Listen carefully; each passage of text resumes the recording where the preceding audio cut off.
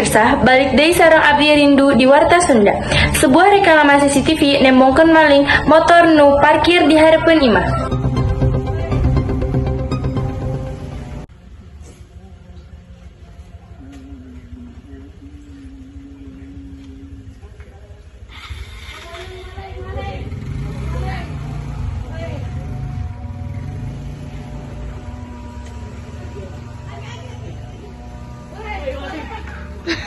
Kejadian awalnya tina kejadian eta aya 2 murang kali jama dihareupeun imah warga.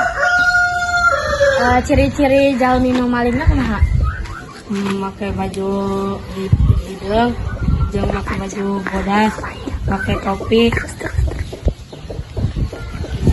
make celana pondok, jeung make celana panjang. Kejadiannya di mana?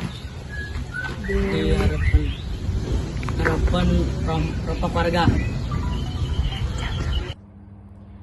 Sakitu wae pejaan anu tiasa didugikeun dinten ieu.